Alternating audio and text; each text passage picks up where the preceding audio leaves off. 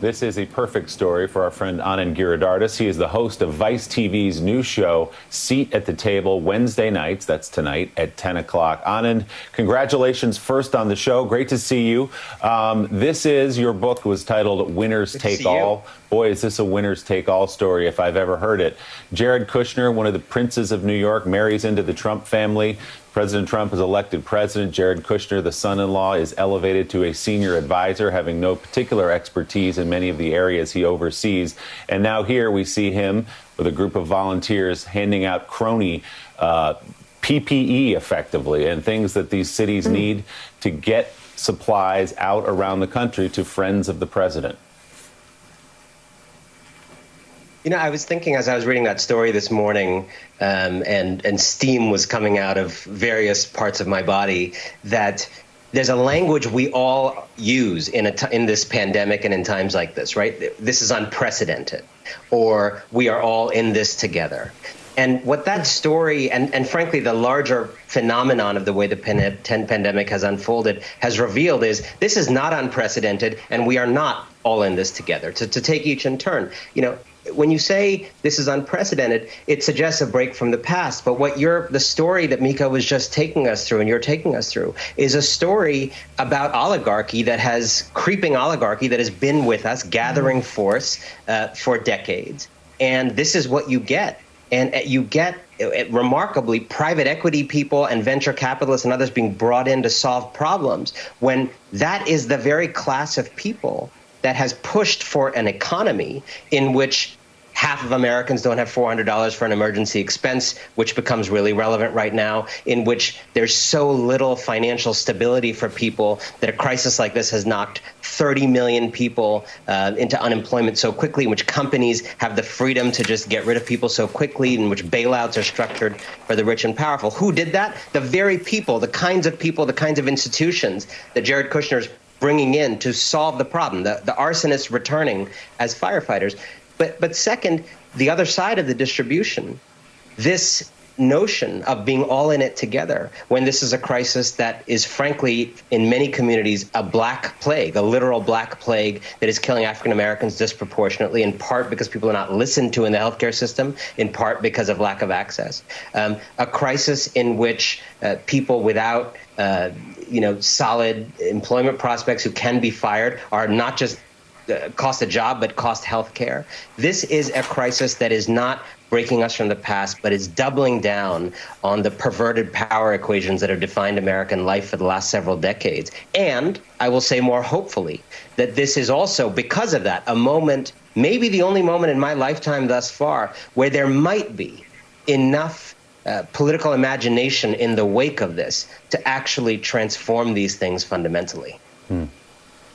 Well, you've anticipated my next question was, what do we learn from this? If you go back through those crises that you were referring to in order, the financial crisis, Katrina, 9/11, we're in the middle of a crisis and we all say something has to be different, something has to change so this doesn't happen again. What do you think we will learn from this as you look out over the horizon? It's interesting, so one of the things we did, I got my TV start right here with you on Morning Joe, and 95% of people who watched and tweeted were like, you should get a haircut. 5% were like, you should get your own show. So I was one of those. Those 5% won. So on this show this week, thank you. On this show this week, we actually dig right into that question of how do we go beyond this, right? Because we're all in this, but there has to be a beyond. And one of the fundamental questions to me is what's going to be our relationship to government, the idea of government after this. And we kind of look at it at three levels this week. There is a primordial American tradition going back to the founders of being freedom obsessed, even though we're a country founded on slavery and genocide, being freedom obsessed to the point that we are always so afraid of the government coming for us that we are blind to other types of threats, whether it's a virus, whether it's bank malfeasance, or climate change, what have you. There's also a more recent kind of 40-year version of this, which is the Reagan war on government, right? Government is the problem. That's not just an idea on the right. There's a hard version on the right. There's a small c conservative militant version of it. But there's also, it has infected many people on the left in this passive sense that yeah, I believe in government, but I would never go work there. Or I believe in government, but, I kind of don't like my taxes too high, or I use, trusts in the Cayman Islands. And then there's the more recent Trump era twist in this, which is the war on government becomes a self-fulfilling prophecy. You undermine government, you undermine it. You put someone who can barely read a sentence in government, in the figure of Donald Trump, and it becomes true that government sucks because you've made it suck by telling everybody it sucks. And I think the most important thing that could come out of this is realizing that government is not the biggest threat to our liberty. It can be a threat to our liberty, but we're threatened by many, many things. And what government fundamentally does is protect us from a lot of those other oppressions that we in America are often quite blind to. Mike Barnacle has a question. Mike? Anand, I have a little more than a question. Listening to you and going around where I live near Boston nearly every day, it is truly tragic that at this moment in our history, confronted with this crisis, this enormous, life-threatening crisis, literally, that we are led by Donald Trump. So one of the resorts seeking comfort that I use is I go to history and I just read and read and read. And I bumped into a 1932 convention speech, an acceptance speech given by Franklin Delano Roosevelt as he accepted the nomination to run for president in 1932. And I'd just like to read a couple of lines of it to you and ask for your reaction. Out of every crisis, every tribulation, every disaster, mankind rises with some share of greater knowledge, of higher decency, of purer purpose. I pledge myself to a new deal for the American people. This is more than a political campaign. It is a call to arms. Give me your help, not to win votes alone, but to win in this crusade to restore America to its own people. And my question to you, Anand, is do you think that this is the same country today as the country you thought it was a decade or 2 decades ago? It's such a beautiful passage, and it is so important to read history in this moment. Not everything can be mined from what happened yesterday, so thank you for sharing that.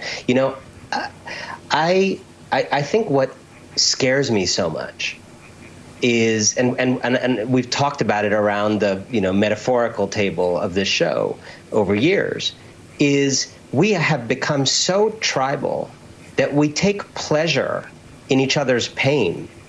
And I wonder if 9/11 were to happen today, heaven forbid, I don't think it would go down the same way. I think it would immediately on day 2 become a partisan fight. I say this only with some slight exaggeration. If Los Angeles were to be the subject of a North Korean nuclear attack, I could see it being a partisan issue by day 2 today. I think there is something so fundamentally broken. We don't disagree anymore. We disgust each other as Americans. And I've been studying for a project I'm working on some of the Russian tweets from 2016 and trying to understand what actually were they doing when they interfered. Not who did it, but what were they doing to us as we read these tweets. And what a lot of these tweets are doing is trying to turn people who disagree with each other, which is fine, which is normal, into people who disgust each other, who cannot stand the idea of each other. But I also have a lot of hope right now, more hope than feels reasonable given all the carnage. A lot of people of your generation, roughly, would come up to me over the last couple of years when I was doing book events around the country and calling for big systemic change. And these older folks would say to me in a pre-pandemic moment, Anand, this is great. I believe in what you're saying. These are the kind of changes we need. But honestly, this is never going to happen absent a war or total crisis. And they had a point, right? You don't get women's suffrage without World War II and the upheaval of that. You don't get the civil rights movement in the same way without World War II and black soldiers going to fight white supremacy in Europe. These crises are awful, and they open things up. And the silver lining of this time may be, if we choose it, that this might be one of the only moments in the lifetime of many of us where there's actually the political space for a reset. and actually the space for people to think new things. Space for someone like Joe Biden to say, I haven't been for Medicare for all, but you know what? It doesn't actually make sense to tie healthcare to jobs anymore, and I'm big enough to rethink something. This should be a moment where we're all big enough to rethink fundamental things about the kind of America we want to be part of. Well put. Anand Giridharadas, thank you so much. His new show, Seat at the Table, airs Wednesday nights on Vice TV. Congratulations, Anand, on that. We look forward to it. And still ahead, President Trump is willing to pay the price for reopening the economy, even if the cost is American lives. We'll have his latest remarks. Plus, former Vice President Joe Biden will be receiving a new endorsement this morning. That announcement is coming up on